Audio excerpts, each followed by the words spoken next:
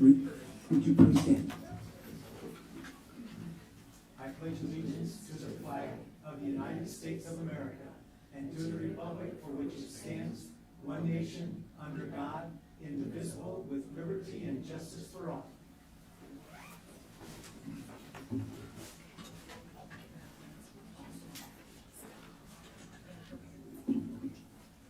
That brings us to agenda approval. Is there a motion to approve tonight's agenda?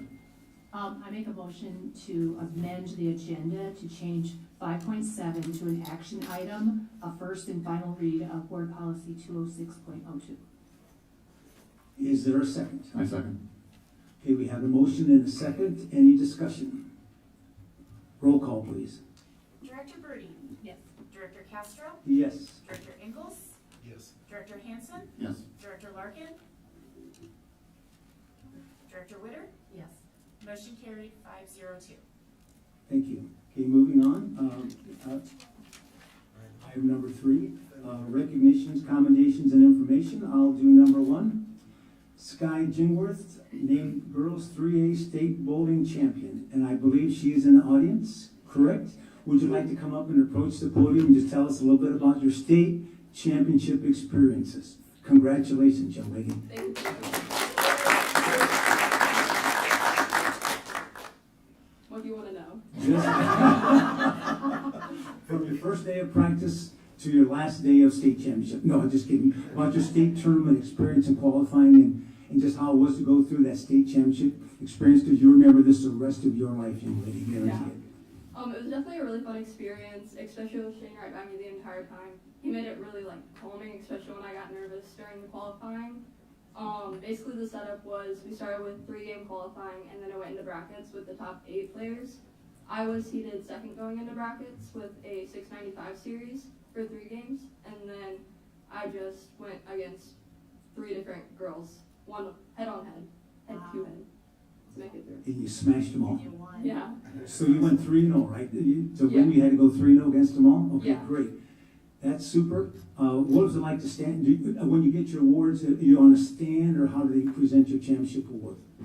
They call you out to the approach, and then they start with 8th place, and then you're the last one called up. And it was really just surprising to see how many people were behind me cheering me on. Oh yeah, that's a great feeling. That's for your classmates and teammates. That's a super feeling. I've been there with a lot of wrestlers and won championships, and it's just an awfully great feeling. You'll never forget it. And I understand the parents are here as well. I'd like to see you stand up and coach. Is that the coaches? Yeah. Okay, coaches. Coach and the parent. Coach and a parent. Congratulations. It's a super honor for you. Okay, do any board members have any questions for Champ? How long have you been bowling? I think since I was 3. Yeah. Wow. Yeah. Oh, you're working. Yeah. That's Great. That's awesome. Congratulations. Thank you very much. Thank you. Thank you.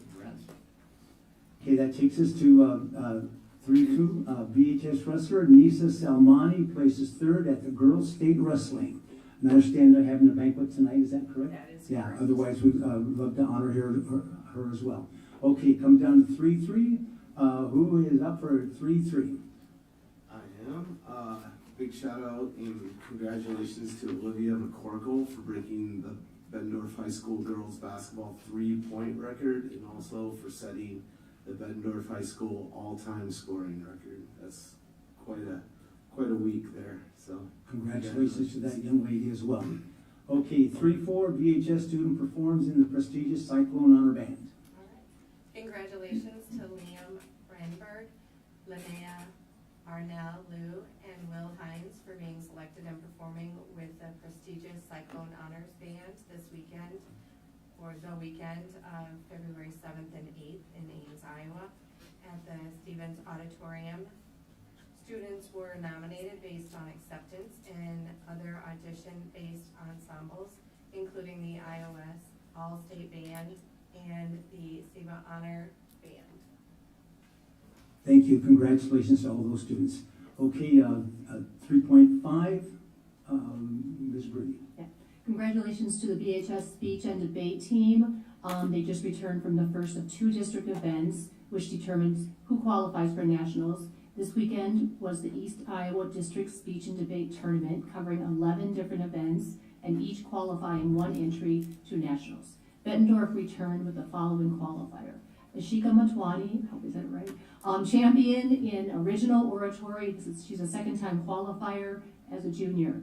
In addition to Ashika, we had a number of students finish as first alternates to nationals, so second place. Katie Baltos, first alternate in informative speaking. Ashika Matwani, first alternate in program oral interpretation. Sorry, I pulled it up here. Mary Newman, first alternate in humorous interpretation. Miley O'Malley, first alternate in dramatic interpretation. Bree Seeley, first alternate in United States extemporaneous speaking. Ellie Winkler, first alternate in Lincoln Douglas debate, and first alternate in international extemporaneous speaking. Finally, with our strong showing in speech, Bettendorf was able to secure the East Iowa Speech Sweepstakes Award. They will now make final preparations for the last district event, which takes place next week in Grinnell, and this will determine who qualifies for the East Iowa District Congress event, where an additional 4 students will qualify for nationals. So good luck, Bulldogs. Congratulations to all those fine young students as well. That takes us down to 3.6, student representative board report. Do we have a student rep this evening?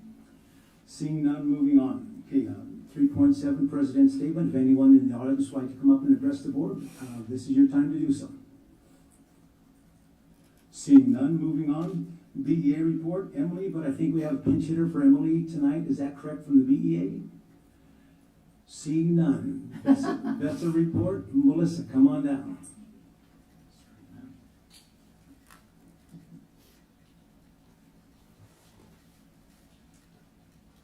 Good evening, everybody. I don't have a lot to share this evening, but I did want to let you all know that ISDA released the official press release about the adoption of the Bill of Rights resolution yesterday. And they also posted on Facebook and Instagram. And I've heard from officers at both ISDA and MEA congratulating us on the resolution. I wanted to share the quote from ISDA President Josh Brown. It said, "Our teachers and support staff are the heart of this district," said ISDA President Joshua Brown. "This endorsement is an important first step toward protecting the rights and dignity of our educators, and in doing so, directly improving the learning environment for our students. We look forward to the Bettendorf School District and their employees working together in applying these rights to the contract and workday." So I just want to thank you all again for the passage of that resolution. We are one of the first districts in the state to make that happen. And I will be in Chicago the weekend before spring break at the National Leadership Summit and at the weekend after spring break in California at the ESP conference. I'm a world traveler now, where both of those groups are also aware of the fact that we have passed this, and I've also been asked to talk about some things while we're there, so I'm very excited. We will also be represented at the National Representative Assembly in Denver, Colorado this summer in July. I get to go to that for a week and represent some of the counties around here. So we are getting our name out there loud and proud. So that's something to be very proud of. So I want to thank you again for that. Have a good night. Thanks, Melissa. That takes us down to 3.10, superintendent's report. Dr. Morse. Absolutely. Good evening, everybody. We are in the midst of registration for the 26-27 school year, so thank you to all of our new and incoming families who've already registered and returning families who have already registered. So if you haven't, please do so by the 27th of February. That'll ensure that you continue to have the spot that you have. So we just appreciate everybody getting that registration completed. Sneak peek, as if you were watching the video that was up before the board meeting, wow, that's what I have to say. It was an incredible night where we had the opportunity to welcome new and incoming kindergarten families to our district. I don't even know if thank you can begin to express to Celeste for her vision and all that she did to make it a reality, and Monica for all the help that you provided Celeste throughout that, as well as to Mark Twain and Grant Wood for being gracious hosts. Thank you to our elementary principals, staff, students, and parents who all helped to make this event such a success. I think we had over 75 families come. This is the first time that we've done something like that. That is an incredible turnout for the first time. We look forward to reflecting on how that went, if there's any necessary adjustments, and then offering it again next year and maybe expanding it as well. We'll see what the boss over there tells me as she's looking at me. But it is a wonderful example. I was having this conversation since our last meeting, I had a parent executive council meeting and had a couple parents stay afterwards. But it is a wonderful example of how the input and feedback from our families and staff and our community, so through SIAC and PEC and other groups that we meet with and engage with, help us improve the incoming kindergarten experience for our new families. So as we've adjusted things over the years, and people really like the meet and greet in May, they like knowing where their kindergarten spot's going to be. Previously, I think as I arrived, sometimes parents wouldn't find out till a week or two before kindergarten started. And that's really hard, right? If you've got to create a carpool or secure childcare after school. And so as we work to meet the needs of our families, this was some additional feedback. How do we create an experience where they can come in and have time just to explore the building? And so for us, this is a great example of how that collaboration and engagement with our families and our staff and our community continue to help us get better at what we do and offer offer new and different experiences for our families.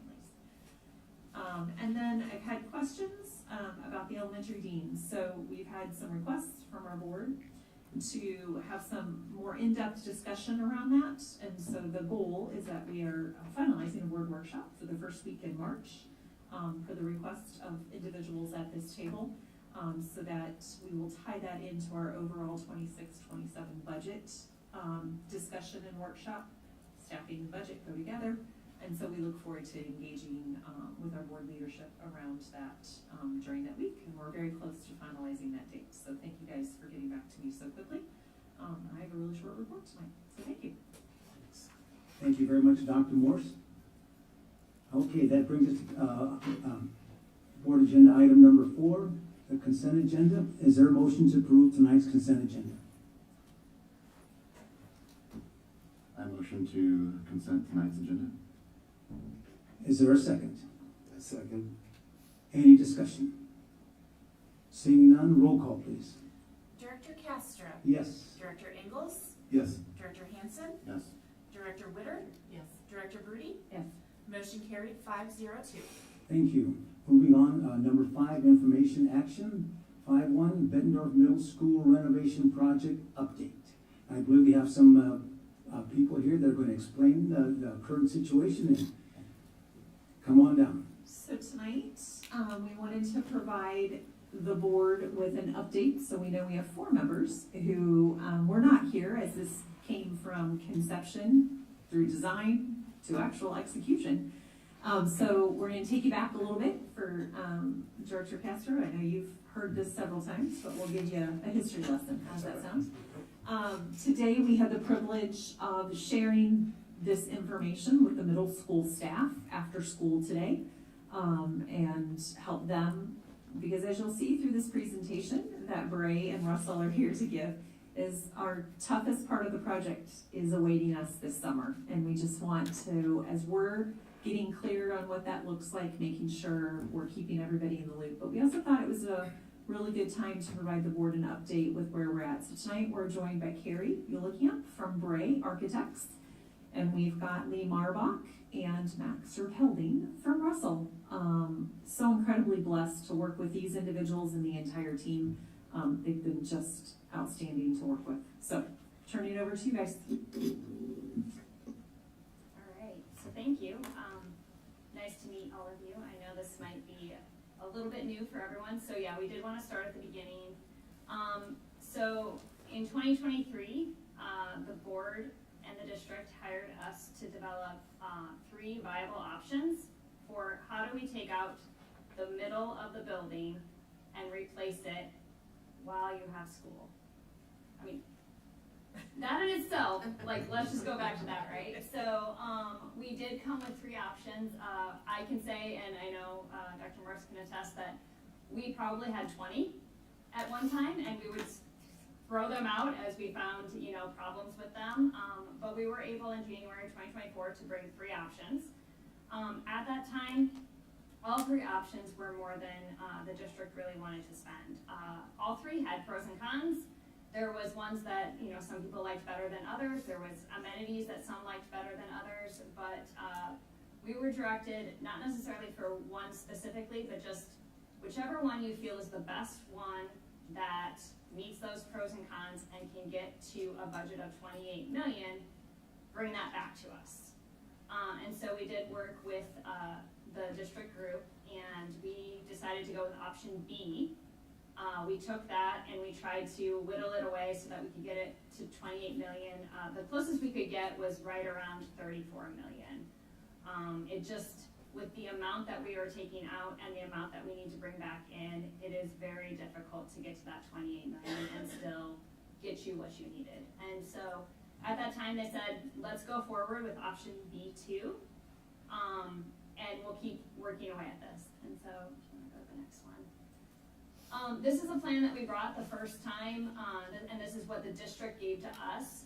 The whole green part in the middle is the part that we were asked to replace.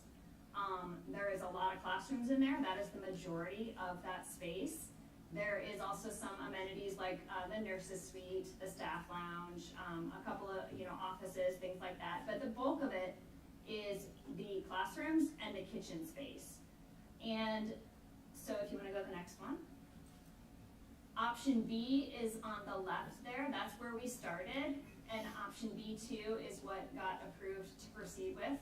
Now, there's some similarities between these to what we're doing now, but there's still, like, if you look back at it, it's very different than what we actually ended up now, which is kind of interesting.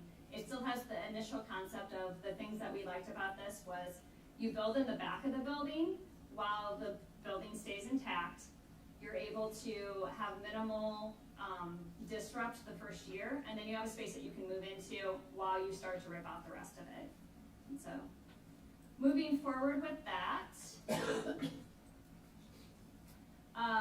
we started designing what we call design development, and so we took the entire project through design development, and we wanted to do that because that's the way that we could find the most difficult problems in the project.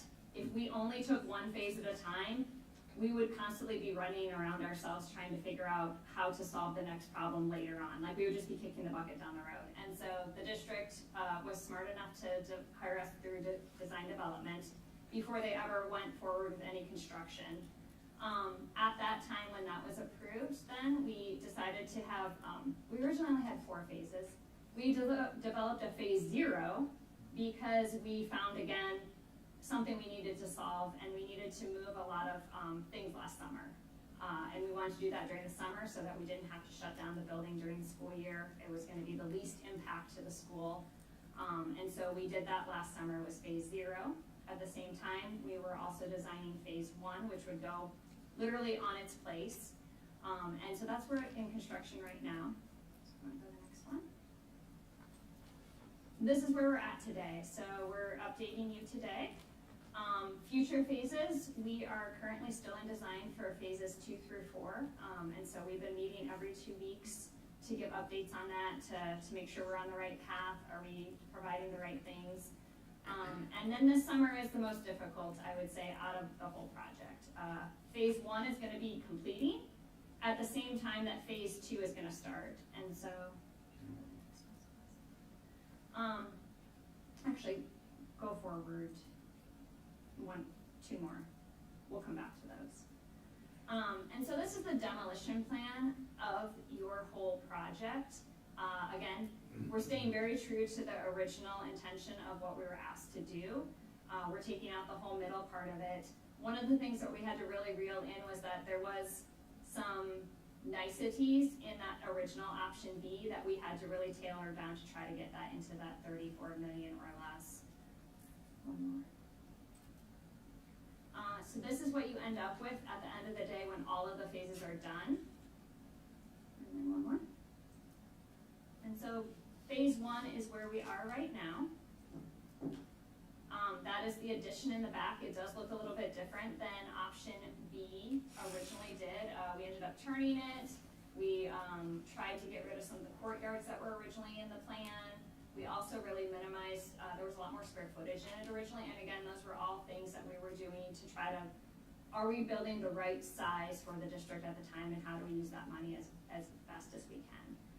Something interesting about this is also your storm shelter. So construction will be a little bit harder or longer, if you want to call it, because it is a storm shelter.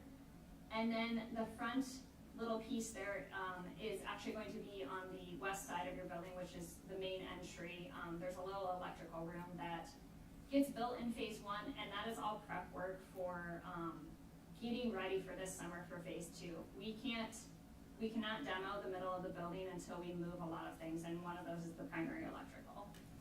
Yeah, so just to give an update for those, it's kind of hard to see working in the back. For those that have been by the middle school, you might have noticed some plastic poking up above the roof and waving them. And so where we're at today is that section between the gymnasium and the building, so it's kind of the L-shaped portion, that's where the tent was. So during the cold weather, we tented that area. We have the masonry walls all up. That's complete. They're taking that down now. We're taking advantage of the good weather right now, and they have the wall, as of yesterday, I believe, we topped out the wall that is up against, that sisters up against the existing building, and then they're starting to run the other one. So we're making really good progress on the masonry walls. It may have felt like there wasn't a whole lot going on for a while because it's all the stuff below ground that you don't see. But over the next few weeks, you'll start really seeing it take shape. As the weather returns, you'll probably see some tenting again, as we have to make sure the overnight lows, if they're down below a certain level, we have to plastic it, pump heat in to make sure those get done that way. You'll see in the front of the building, that electrical room will start as soon as the frost is out of the ground. We're hoping to get the footings in before frost. That cold spell kind of bit us, and we didn't quite get there. So it's not a critical path right now, but that will be going in before the end of the year. So one of the things we talked about with the district and the staff is, okay, where are we at today? What are you going to see between now and the end of the school year? So earlier on during winter break over Christmas, we were inside the building. We did some strategic areas to demo and not disrupt students. And that's really, you'll see on this plan, there's another one, but that's the new mechanical room. So we're getting all that prep work to get, so next school year, we have air conditioning to come back on. With no service. If you want to know more. Yeah, so those two there's a mechanical room and a classroom. We had to demo that area. We did that over Christmas break, and got that put in place now. They're working interior, again, to minimize disruption for the children, the kids. We will be doing some areas over spring break as well, kind of hit or miss, getting prepped for the summer work. And then the summer work is where a lot's going to be different in that for the summer, we will not have any staff in the building. We'll not have any teachers in the building or kids. So the whole building will be touched one way or another, whether it's fire alarm, fire suppression, mass demolition. We're going to be like ants all over that building this summer. So what we'll do is we'll come back to you in the July board meeting, give you an update of how we're doing, and then what the plan is to bring staff back in, how kids are coming back in. It's going to look a little bit different this year because there's a lot of work to do this summer. So just kind of helping prep staff that, in the past, maybe they have access to their classrooms. You don't have that this year. So there's going to be a little bit more work up front, moving stuff out, and we're going to be in that space because there's a lot this summer. And so that whole blue area that's kind of squared off there, that gets sprinkler and a fire alarm this summer. So again, that whole area, even though it's not necessarily a large scope of the project, it's all getting touched because they'll be in every single room to get that done this summer. So here's some pictures. This is what a general classroom is going to look like in that wing. There is it's representing the same window style that you have in the rest of the building. The furniture is still getting selected, so that's why some of it's white, and it's kind of a placeholder right now, but that's kind of the next step, is to pick out that furniture. A lot of casework, and then Celeste, I'm going to make, sometimes you realize that you have the thing in the wrong order, so if you go back to that, right there. And so that's kind of, we're really staying true to school pride colors there. We've got a mix of yellows, blacks, some grays, some of those pops of yellow, but really a lot of grayscale to kind of keep it timeless and classic in that way. And then bringing in some warmth with some of the wood colors. And if you're interested in seeing it in real person, I have the design boards in my office. Yeah. They decorate Now, my office. now go forward, thank Yeah. you. So if you ever want to see them, come in my office, and I've got all the design boards in my office. This is what an office looks like right now. Pretty plain, but once they get all their stuff in there, it fills up. There's 5 new offices in this first edition. This is what the corridors look like. Vast difference between what you've got right now. It should bring a lot of color and just really school pride. I love that it's going to be very much Bettendorf.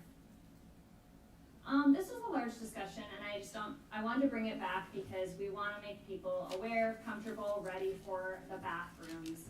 Bathrooms, what I told the staff today, it is amazing how often I talk about bathrooms at every school district, not just this one, because it is where so much happens. We want kids to feel safe going into and out of the bathrooms. We want them to know that they should be able to use them. I hate it when I hear my daughter say, oh no, I don't go all day.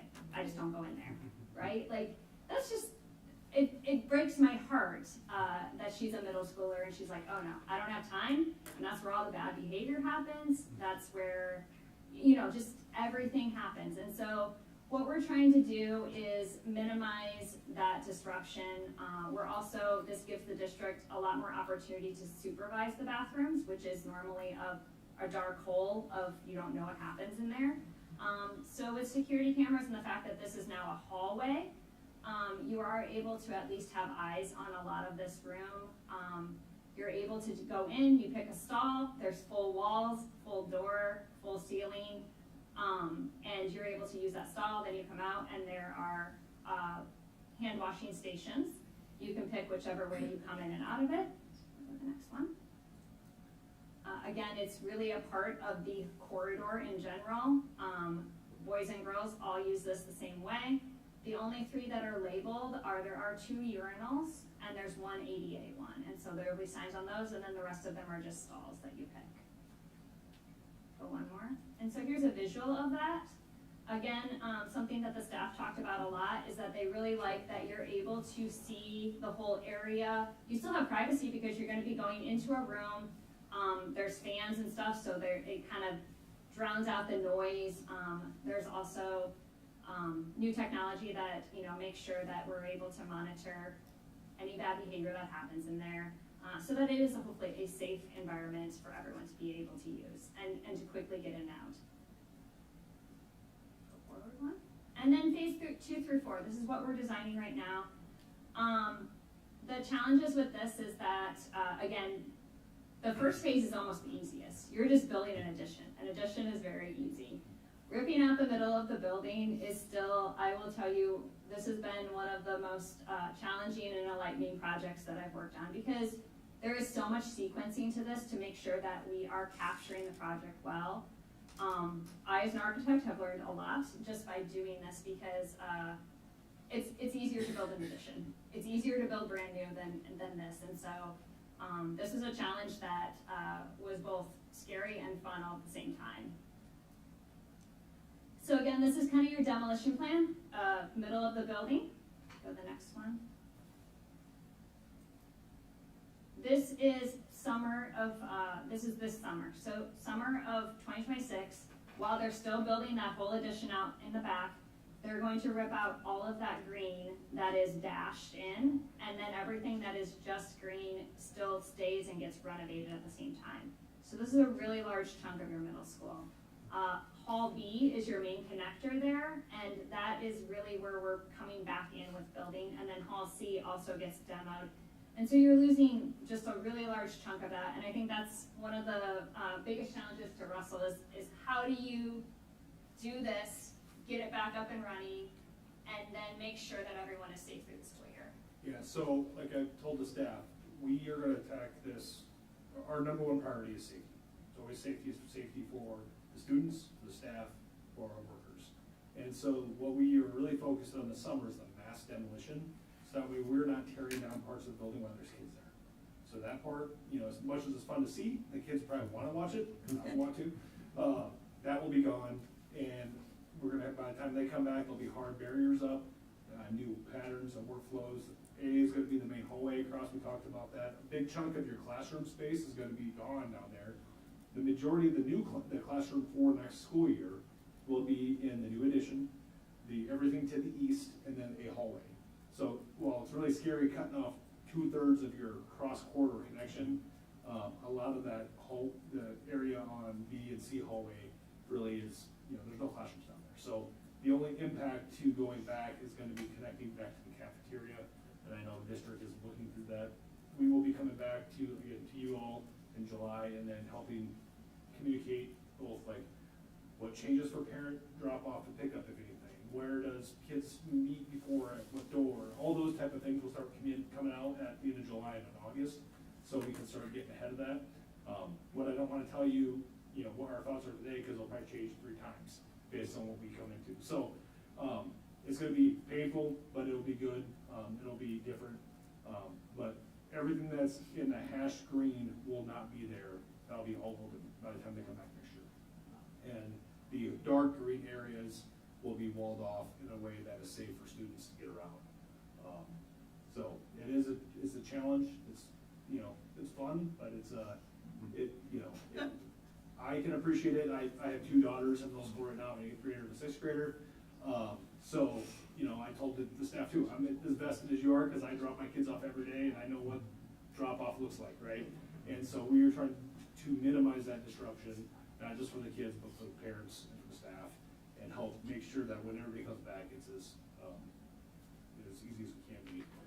To help with that communication strategy as well, I'm gonna go to the 5th grade parent night and be there available, just kind of reiterate some of this, because, 5th grade's a big movement, 5th to 6th is a big movement anyway. A lot of questions, a lot of fear, a lot of anxiety among those kids, so anything we can do to help kind of prep them before the summer, we're trying to do as well. So then we move into phase 3. So this is not until the summer of 2027, so flash forward a whole year from this summer. A lot less demolition. Again, that green is the biggest area. So orange, we have a small amount of mass demolition and then a lot of renovation. The shortest part of the cafeteria, if you can imagine that, the oldest part, we're turning that into the kitchen. Because then we can leave the kitchen, you can keep using the kitchen, you can build a whole new kitchen without really just not having a kitchen, which was one of the challenges that the district asked us to do. And that's a hard sequence, because in an ideal world, we would have probably built the kitchen where the kitchen is, but you can't do that and keep it. So we looked at, where is the part that they like the least, and let's make that into a really great kitchen, because it's perfectly sized for a kitchen, but then we can replace it with what we really want for our cafeteria. And so that's what it turns into. You end up getting a lot larger cafeteria. Oh, actually one more. Oh, you know what, I did demo all in one. So if you can go back one less, yeah. So then that is what you end up with during phase 4, which is during the same summer. So the kitchen will get built before that gets demoed, and then that whole area of A, by that time you don't need those classrooms, you have all the classrooms that you need, and so that's when that last mass demolition happens.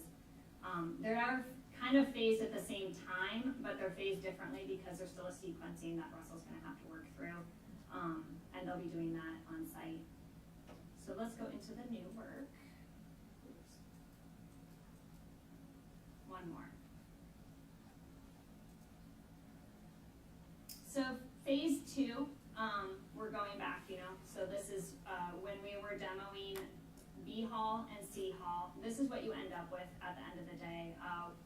The vision for the district was that they wanted to make this into a STEAM hallway, so that they have a dedicated area for all of those electives. They wanted to shift all of the main classrooms into grade levels, and so 6th grade is below that in all of the new areas. 7th grade will go into the new wing, and 8th grade will go into the existing wing. And so this gave them a great opportunity to really revision their building into where should people actually be versus where did they end up as a domino of years and years of moving people around, right? And so this is a great time to organize the building, and they really took that as a challenge and a great way to do this. Next one. So then phase 3, you're connecting this last piece down here.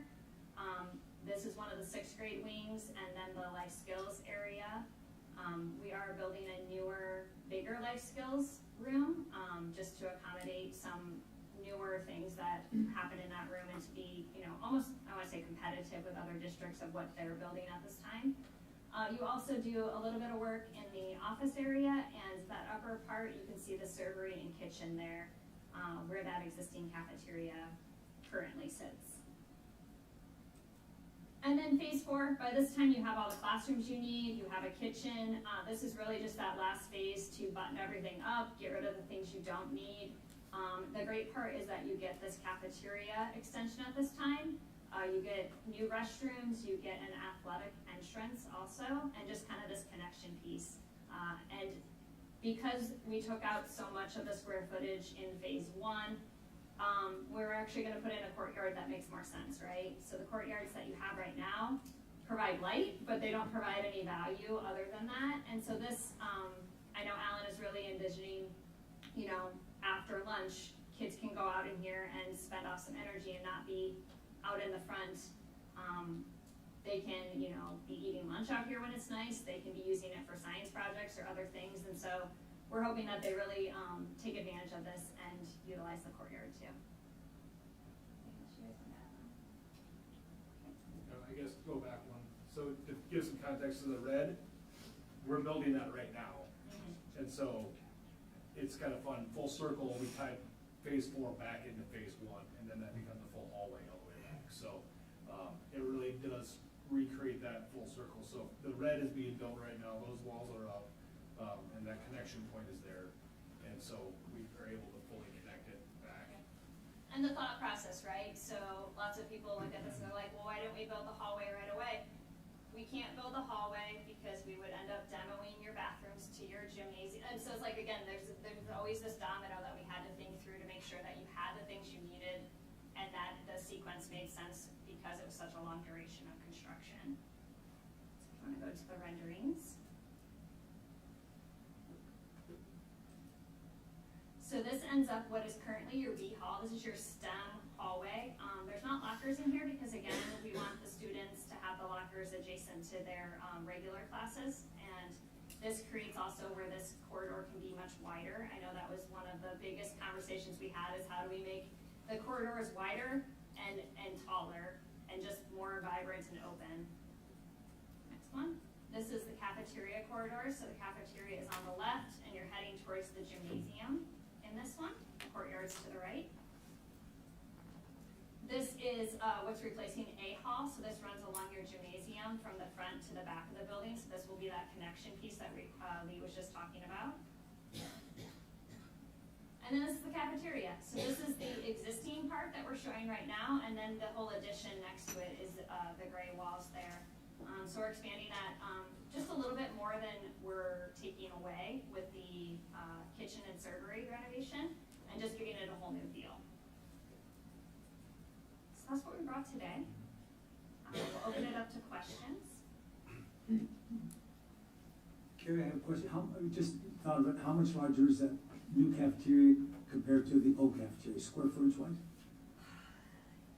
You've asked me this before. I feel like it's almost 1,000 square feet Oh, great. extra.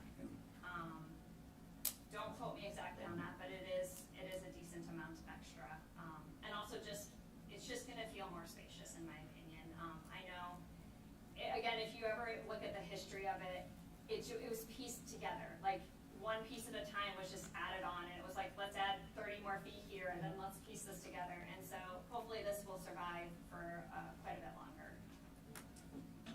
I do like the fact when I was there as an SRO, going through the hallways and noticing the major changes here, but especially in the D hall where the bathrooms, the new bathrooms are going to be the same concept as what's going to be in, I think, G hall. And so no more, men's and women's and whatnot. It's going to be those individual stalls for the fans and that use those because it's going to be blocked up right before the That's a great idea, yeah, I like that. I think, Carrie, I might have asked you this question again before, I don't remember, but how wide are the hallways now compared to the previous hallways? That was an issue, like you said. They're actually, in actual feet, they're only about a foot wider, but what you gain also is that in the main corridors, there's not lockers taking up multiple feet, and it's not just the 1 foot locker, but every time a person is standing in front of that locker, they're taking up 2 to 3 feet. And so you encroach that much on each side. And so that's what we really like about the B hall replacement is one of your main thoroughways that has no lockers. And so that really should just make that movement a lot better, even though we're not making it significantly wider. And then, for example, down the new addition that is being built right now, that should have a lot less traffic. So that's a perfect place to put lockers. And so just being strategic about where the lockers are and where they're not, and creating that flow pattern. And same for the replacement in the A hall. There's no lockers in there. A, from a supervision standpoint, because there's no teachers in there. And B, we want that to just be movement. We don't want that to be static and have people in lockers there. So we're not really making them that much wider, but we're just being more strategic about where the lockers are. That sounds great. One more question. The height of the hallways as compared to what it is now, is it any higher just for the visual effect of seeming larger? Multiple feet. Great. Like, I mean, that is one of the shortest buildings I've ever been to. You can literally hop off the roof, right? I mean, it is very traditionally very short. You will have, I think, in ceiling height, at least 3 more feet. Just off the top of my head. I would have to go back, and it's been a while since I looked at that comparison, but yeah, they're very short ceiling heights. There's very little space above the ceiling, and so you are getting multiple feet extra. And you're getting that in the ceiling height that you see, and then the actual plenum space above it, where all of the stuff is run, which should really help you down the road, because that is one of the most challenging parts of that building, is that you can't fit anything above that ceiling. And if you ever look at an aerial and you see all of the ductwork on the roof, that solves that problem, because you're able to have ceiling space to run that. Great. Any other questions besides the ones I dominated the conversation with? Those are common questions, though. I should have brought my stats again. I have a question. Are the offices, like the front offices moved? No. They're the same? These will be 5 new offices, and these would be for just staff that's in there that needs offices. I can't remember. It's like not AEA. AEA. The school-based mental health therapist. Yeah. SRO. They're not assigned yet, but yeah, 5 new offices in the first edition, and then there are a couple new offices sprinkled throughout. Again, also strategic for making sure that supervision and other things are happening well, spreading people out. Administrator, like potentially a dean or an associate principal, so that they're further back in the building.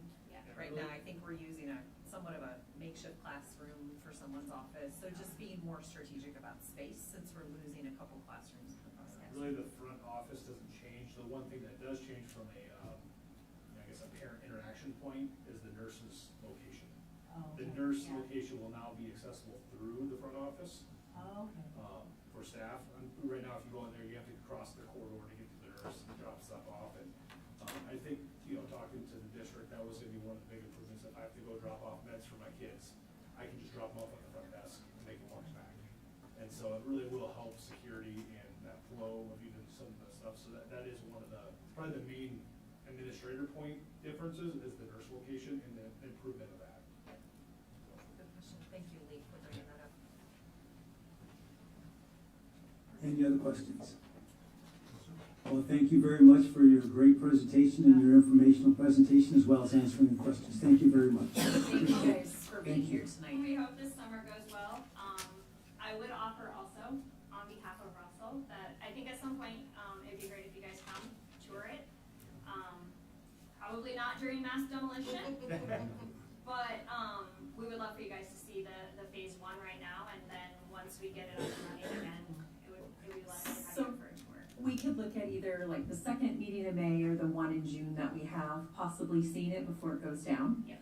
And then we tentatively have the one meeting we have in July, having them come back to provide an update. We'll see what status the building is in, and we could potentially Yep. do a tour that night as well. We'll just see where we're at. If not, we'll definitely get over there in August before school starts. Yep.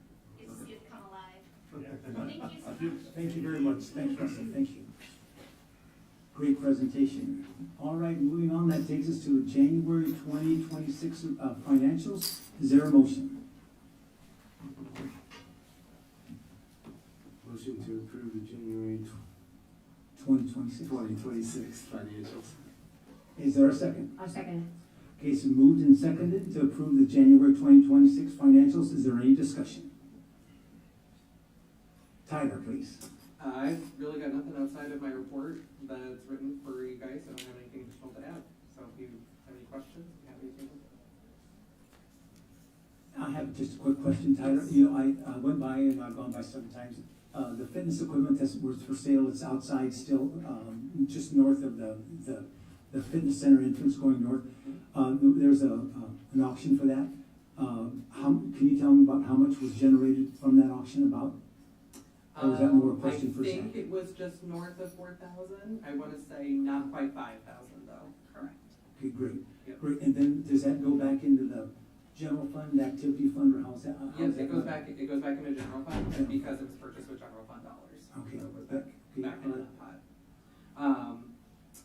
There was a question about something being purchased through a fundraiser. So I know Scott is looking for that receipt to provide that back, so that way we can put those funds back to that original fundraiser. Oh, sure. So that may not go to general fund. Sure. Any other questions? Seeing none, roll call, please. Director Ingalls. Yes. Director Hansen. Yes. Director Witter. Yes. Director Broody. Yes. Director Castro. Yes. Motion carried 502. Thank you. That brings us to agenda item 5.3, interfund transfer. Is there a motion? Motion to speak of the interfund transfer. Would you want to read the motion right there, Director Hansen? Yep. Item 3. Let's see, recommended action, approve the transfer of funds in the amount of $3,642.72 from the activity fund to the custodial fund to properly align the intention of the use of the funds. The strategic plan, priority 4. No, Is that it? Yeah, that's Okay, correct. very well. Thank you. Is there any, is there a second? I'll second that. It's been moved and seconded. Is there any discussion? So, a little context here, there was a staff member who was asking for reimbursement to pay for something out of the activity account, and in looking at it, that's not what the activities fund is for. It's not for student needs. So the idea is to do this as a cleanup action, to move this to custodial funds where it should be better aligned. It's adding $3,600 to the activity fund, so in my opinion, it's artificially inflating what we have available. So. Good. Very good. Any other questions? Roll call, please. Director Hansen. Yes. Director Witter. Yes. Director Broody. Yes. Director Castro. Yes. Director Ingalls. Yes. Motion carried 502. Thank you. Moving on, that brings us to 5.4, the at-risk dropout project plan for 2026-27. Dr. Morse, do you have anything you want to add to that?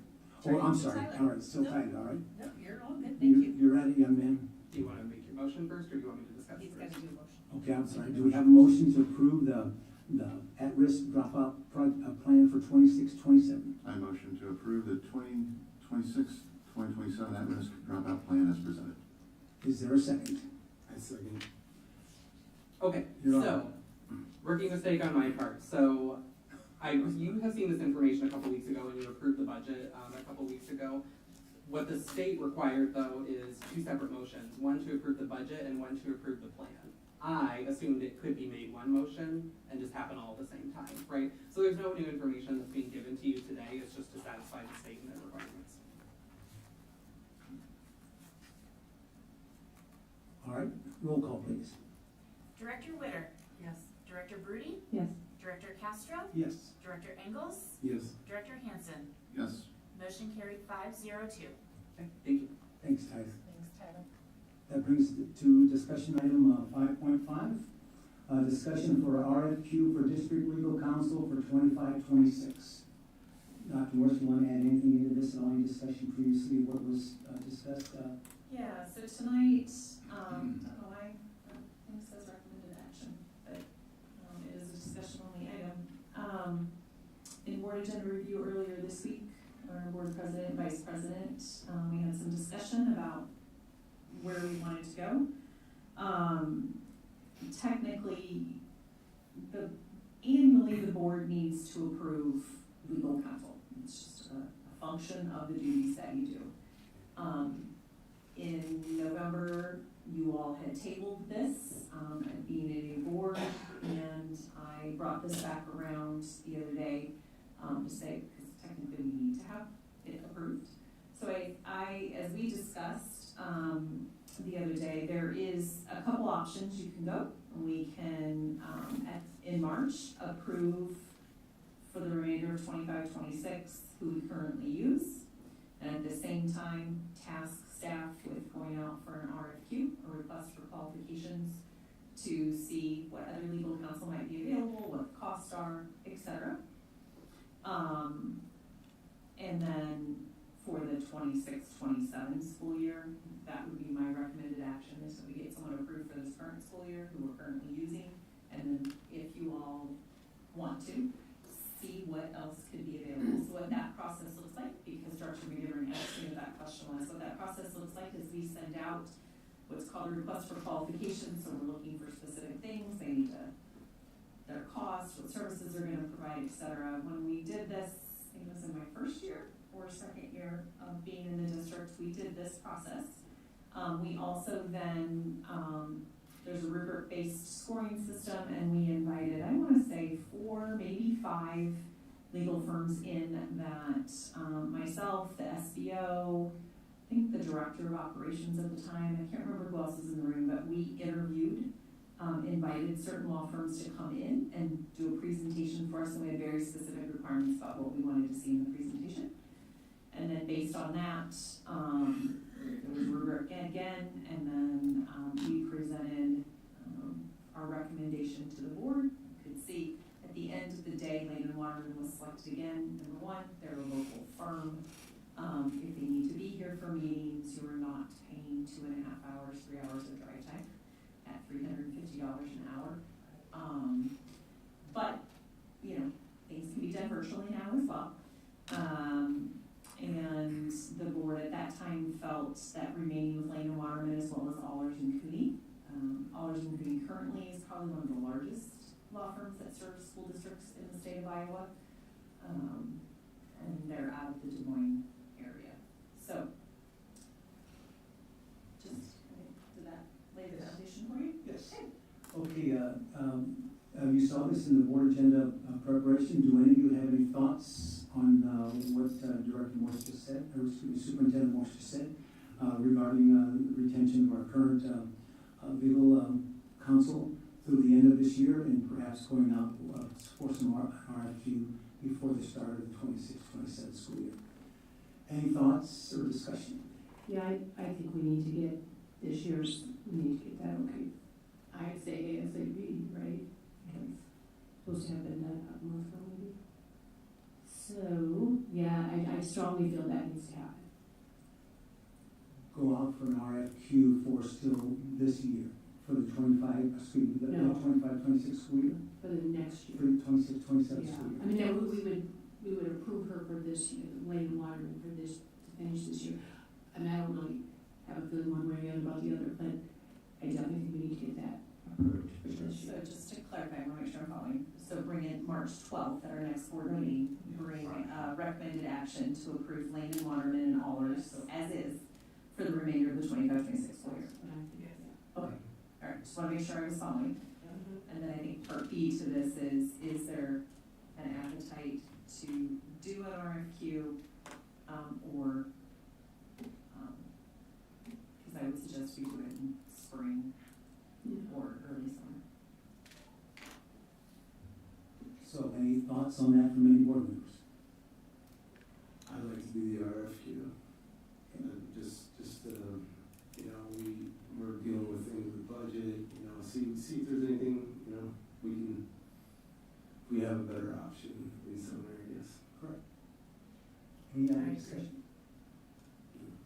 only concern is, well, I talked this up with my daughter who's a lawyer, and she said, it's a lot of work when you hire, she's a lawyer for a board too, and she said, you know, you learn everything, and then you start over with someone new, and it's like a whole learning curve for a long time. So she just said, Mom, you want to really think about this, you know, before you do make switch, you know, change. She said it's just a lot of work to get them to understand what our person right now knows.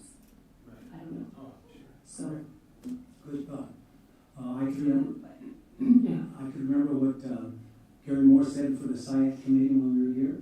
Asked about, someone asked him about reviewing a process or something else, and he said it's always good to review what you have, just to see if there can be any improvements done. But it might come back full circle and say, there's no place like home. We're pretty happy with what we have right now. So I think the direction of the board is we'll stay currently with our current legal counsel and seek an RFQ for the 26-27 school year, and we'll go from there.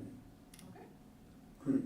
All right. Thank you for your opinions on that. Okay, that takes us to item 5.6. 26-27 school board meeting dates, and Dr. Morse, did you want to add? Yeah, just really quick, nothing significantly changed. We just, in all of the transitions of having a conversation around Thursdays versus Wednesdays and bringing different versions back and forth to the board over multiple meetings, somewhere the Wednesday, January 20th date got dropped off. Probably doesn't need to come back for formal approval. We just added onto the calendar because we typically have 2 in January. But I just wanted to make sure it was as transparent as possible.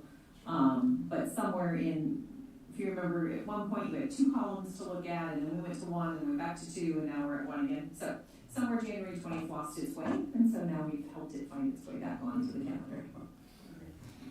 Great, thank you. Lots of moving parts on that one. Okay, is there a motion to approve the revision to the 26-27 school board meeting dates as presented? I motion to approve revision of the 2026-2027 school board meeting dates as presented. Is there a second? I second. Any discussion? No. Going once, going twice. Roll call, please. Director Rudy. yes. Director Castro. Yes. Director Engels. Yes. Director Hansen. Yes. Director Witter. Yes. Motion carried 502. Okay, that brings us to item 5.7, first read of the policies, and I think we had an agenda motion change that this first reading of policy 206.2 will be changed to a first and final read for the policy. This is the one regarding succession of the vice president to the presidency. Do we have a motion? I motion to approve. I'll second Okay, it's been moved and seconded. Any discussion? Roll call, please. Director Castro. Yes. Director Engels. Yes. Director Hansen. Yes. Director Witter. Yes. Director Rudy. it. Yes. Motion carried 502. That brings us to agenda item, board shared communication and reflection. Anybody would like to start that off? Well, I can. Okay. So, I had the opportunity to visit the middle school last week. Got to see the new construction. Pretty incredible how things move along, especially when you see it, the comparison from the street to being inside the building. A lot of changes, and I'm definitely a lot more coming. But no, it's great to get out and see everyone. And I hope everyone has a great weekend, and look forward to next week. And hopefully I can get around to maybe the high school or back to some of the elementaries here. Great, thank you. Anyone else? Well, as a person who worked in the Bettendorf Middle School building for 24 years, we used to call ourselves like the armpit of school because we were just added on. You know, it was never like the cool state-of-the-art building at like the high school. So anyway, I think it's awesome that we're going to do this. I think it's great. Anyone else? In between our last, in between now and the last meeting, I was able to check out the show choir event hosted by Bettendorf High School and the show choir. Everyone seemed really calm. Everyone seemed like everything was going the way it should be, and And I know a little bit with my wife being a choral director, but it was run really well. The kids were really excited, and lots of smiling faces. So it was great to see that. Anyone else? I'm on Facebook, probably a lot of you are, and just the buzz with the sneak peek for kindergarten all the way up to high school, the choir, the school sports, the buzzer beater for the boys basketball. It just seems like Bettendorf is a buzz, and lots of positivity, lots of great energy, and it's definitely noticeable. So it's exciting. Can I add to Director Ingalls and Director Witter to both of your comments? So, our Executive Director of HR, and, oh, sorry, you want me to talk into the microphone, Ms. Falconer? Okay, thanks for keeping me accountable. But our HR team attended a job fair yesterday, and a parent stopped by from one of the other high schools in the area on the Iowa side to share a compliment about our Bettendorf students. So to your point about the buzz, she mentioned how encouraging our show choir students were to all of the students at the recent Rhythm on the Riverbend competition. She was impressed to see how Bettendorf students cheered on the other schools and commented on what a great group of students they are. And she just wanted to pass this along and say kudos to us for who our students are and who our staff are. So just thank you for both bringing that up, because then I could slide that compliment. David, do you have anything you want to add regarding proposed extra money for the school districts coming up, taxes, etc.? I've been keeping a side pulse on it. I've not seen anything major. I believe tomorrow is what they call the funnel date. And so a lot of the bills that have been proposed will either live or die after the weekend, unless they're ways or means, which again, school funding would be a ways and means type of thing. So we'll continue to watch that. And I know last I saw there was still some different opinions on how much school funding it should really be and so forth. But you know, as far as other programmatic changes, they have to get through the subcommittees first this week before any further consideration and so forth. So continue to reach out to the legislator to advocate for school funding. It's important, and that also plays a big deal with the overall property tax question that is out there for city, schools, and county and other governments alike. David or Dr. Morris, I see I think it was the Senate proposed a 2.25 increase, is that correct? The House did. Hopefully that's better than the 1.75 that's originally proposed. Correct. We're hearing, I have been in Des Moines the past couple days, lots of legislative conversations. It is rumored they will maybe come out with 2% tomorrow and try to get that passed. Still does not help about 197 some school districts in the state of Iowa. They will still be in budget guarantee. I think keep the pressure on. The SAVE conversation is not off the table. We received some information this week that Tyler and I are combing through.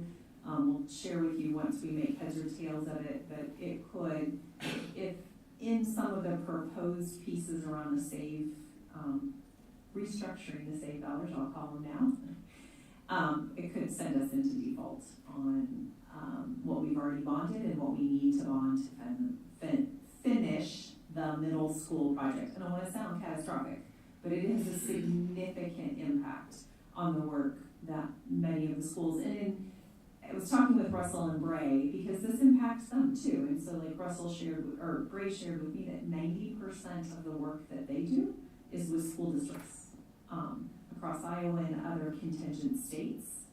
And so if you think about that, it's not just impacting education, it is impacting other employers who bring income into the state, correct? And so there's some big significant pieces.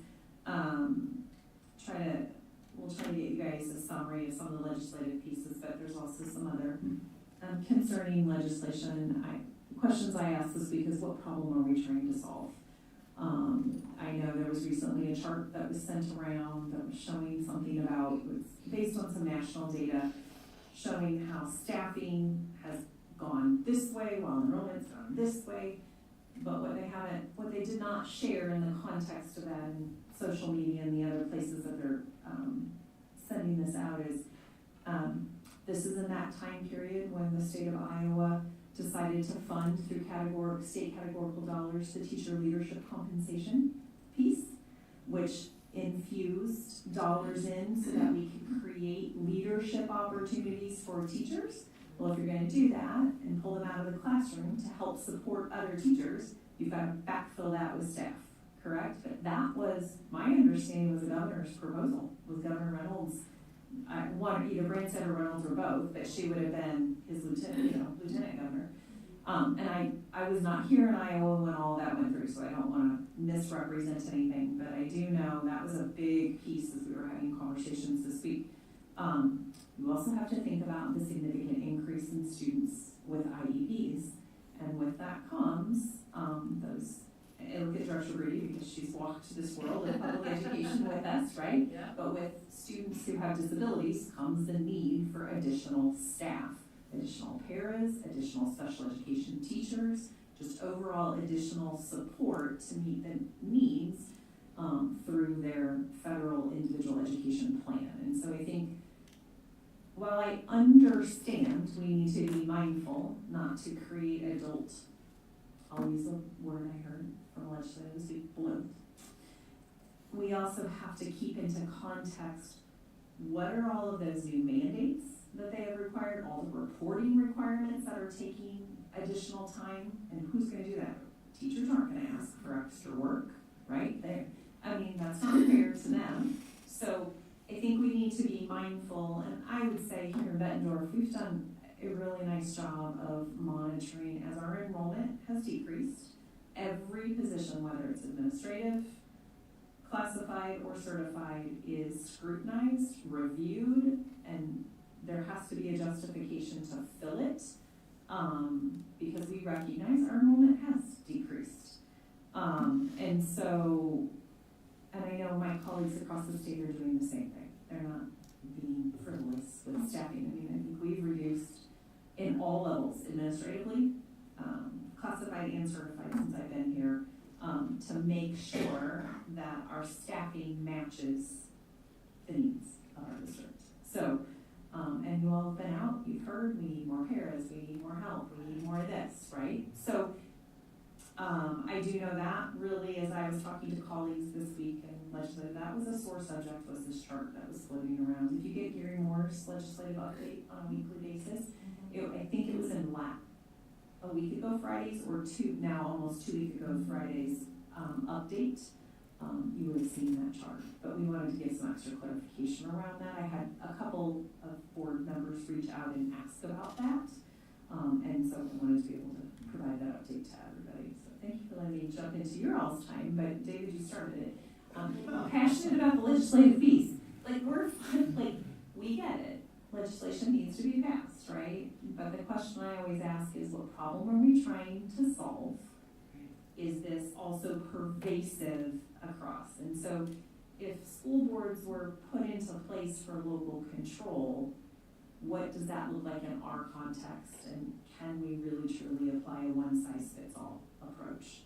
And you've got a couple districts, Waukee, who else? I think Southeast Polk. I'm trying to think of a few in the Des Moines areas that are growing, right? Because of the housing boom and all of that. And so, yes, they may also be causing that trend line to go up while overall enrollment's going down. But if I'm growing a couple hundred students a year, I've got to have teachers so that class sizes are not 35, 38 kids in a class. So thank you, David, for bringing that up. If you do have access to the Des Moines Register, there was a Des Moines Register article this morning about the Des Moines School District and how they are projecting the tax rate to go up next year because of two factors. One, the voters approved a bond issuance, not using their sales tax funding, but through the general obligation bond funding and the property tax debt funding. And two, they expect to get a budget guarantee. And so between those two factors, they're already, the main driver there being the bond issuance that the district approved, the voters approved. But they are already communicating that this is an expectation, but there could be backlash from the legislators saying, hey, your taxes are going up, not understanding the why, which was voter approved tax levy. And so it's a complicated question, complicated issues.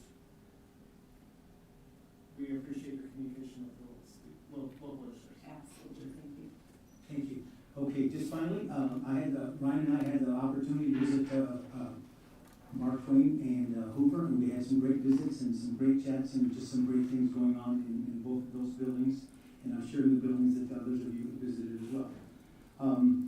I, like Eric, visited the Rhythm on the River Bend last Saturday, as Melissa browbeat us to go to that after the meeting last time. So I got a program, and it was wonderful. It was wonderful. I saw the Clinton team perform, and they did great. The organization behind that was great. The commons was full. The the cafeteria and the gym was the food and the gymnasium, the small gymnasium was tables in there, and some of the classrooms had kids in them. So kudos to whoever put that on, and thank you for mentioning that to us to be sure and attend, because it was great. I'm really glad I went, so thanks a lot. And one last thing. We honored a girl for wrestling taking third place, but I think we have another kid that deserves a little shout out, Miguel Mendoza. Some of you may know who he is. He's totally deaf, blind in one eye, barely visible, barely has vision in the other eye. Qualified out here last Saturday, or I can't remember when the district wrestling was. Qualified to go. He had to win in extra overtime to win. He escaped to win. It was just great. We have our own Rocky Balboa in this kid. Even though he didn't win a championship, and I think, Max told me that he lost his first 2 matches, so he's out of the tournament. But still, he'll remember that, like that state championship bowler we had, remember that for the rest of her life. He'll remember this, and his family will remember that for the rest of their lives as just a great accomplishment, overcoming obstacles. No matter what, you can achieve if you want to, and sometimes we think our lives are a little bad, but we can wake up with 2 arms at work, 2 legs at work, 2 eyes at work, and 2 ears at work. So just be thankful for what we have, and congratulations to that Miguel Mendoza kid. That's a pretty awesome achievement. And that is my board communication. Can I add one thing to that? Absolutely. I think we need to recognize Mandy Wilson, who worked with him. Like, I remember she was at every wrestling practice in middle school in that sticky room. But anyway, just every night she was down there helping him. I just thought she just had so much dedication to that, all the way through, stood by him. So that's pretty cool. In the video I saw just before I came, when he won the match in that overtime, she had to run out there and tell him that that he won. He's going to state. So that was a pretty neat scene. So that was a great deal.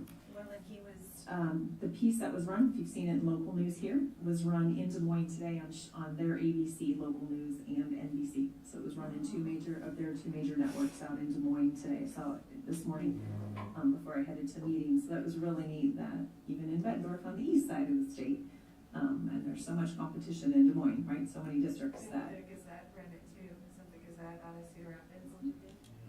That's great for you. That's anything credits he gets, any kudos he gets, he's well deserved. Okay, you can see there in 7.1 the upcoming calendar events, board meetings, the workshop to be determined. Okay, that brings us to item number 8. Is there a motion to adjourn?